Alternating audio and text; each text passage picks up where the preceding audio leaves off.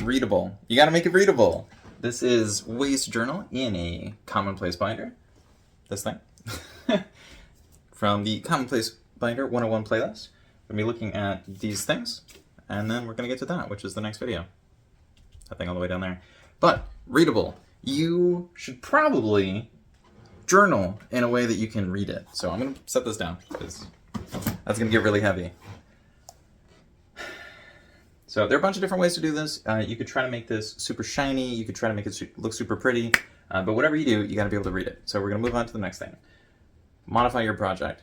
The way that it starts will be different than what it is 5 or 10 years from now. Hopefully. If it isn't, you might want to change something up a little bit. Not necessarily. You do want it to be clean, though. Having everything be nice and clean and organized is very nice. Clear is also here. So what's going on there? Well, you want to clean your desk, but you also want to clear everything off your desk. So the same goes for sections in the binder or categories or whatever you want to say. If it all gets mixed, that's great, but sometimes we just want to work, and it can be kind of distracting when there are too many things going on. Like, you might see the hair coming up and might be like, wow, what the heck is that? And the headset, and there's a map in the background. Maybe just the blue and this little presentation is all that you really need. Just saying. Later. So, like I said, we will get to this later, but there will also be things that you're not going to want to work on right now. So, it might be you look at a vlog and you're like, I'm not going to do that yet. I'm just going to make it shiny first. So, let's get to shiny. There are some people who make things very shiny, and I love that, because if you have something like this and you cover it in gold, that's going to look very fancy. But right now, you need to change book to binder, and it's a work in progress, which is fine. Why? So why do you need different ways to journal in a Commonplace binder? I almost tore that off. It's like tape on tape. It's on tape, I guess. Why? Why do you need to do this? Well, you don't need to do this in a specific way. That's part of the reason why I'm titling this as binder rather than book. If you're talking about a book, people are normally very strict with an index and history and stuff like that. But this is a binder, so you can relax. You don't have to worry about that. But why is probably you're trying to organize thoughts or trim things down or refine things or just make information overload a little bit more bearable.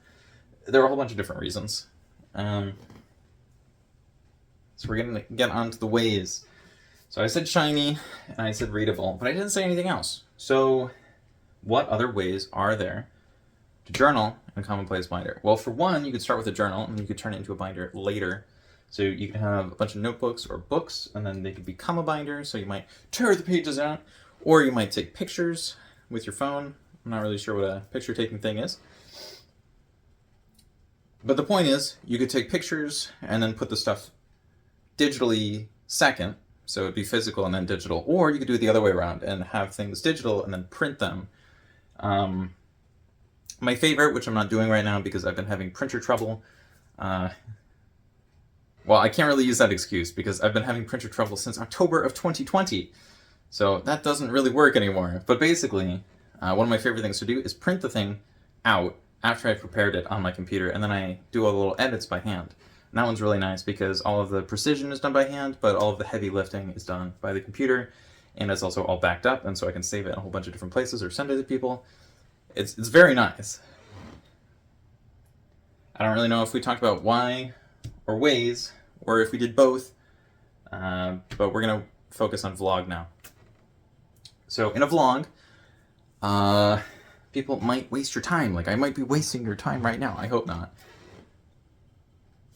But yeah, if you're going to vlog it, this is going to be really weird. And so it might be the work you do when you're going through something like this has to be solo work. And so if you're never, trying to figure out why the heck it looks like this, or adding little, bookmark things, because it's a work in progress all the time, it might be that vlogging it feels really weird, because there might be some people commenting like, I don't know about this. And there is something to be said for like doing it as you show it to people.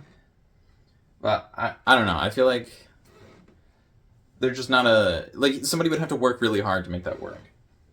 I'm not saying it's impossible. I'm just that might be a little too challenging for me. But whatever you do, you got to start. I know I've been saying this over and over and over again in every video. Like, you need to start, please. Just do it. But this is irrelevant if we don't start. You know what I mean? Like, if there's nothing to trim down, if there's nothing to organize, if there's nothing to redo or do a deep dive into, like, there's literally just nothing there because we never started, then there's nothing to work with. So just write something down, even if it's spaghetti. You know, like, just write spaghetti at the top of the page. Maybe you type out spaghetti, and then you print the page to test if your printer works, and then you can just cross out the word spaghetti and work from there. But if you're going to put it into a binder, you're going to hole punch it first, because otherwise that'll cause a lot of problems later on. Setup. So, hopefully everyone knows that if they're setting up a binder, they will need a hole puncher, because... Sorry, my wall just shook. That was really strange. It was a load-bearing wall, so hopefully that's not a problem. Yeah, if you're going to set this up, you're going to need a binder, because this is a binder.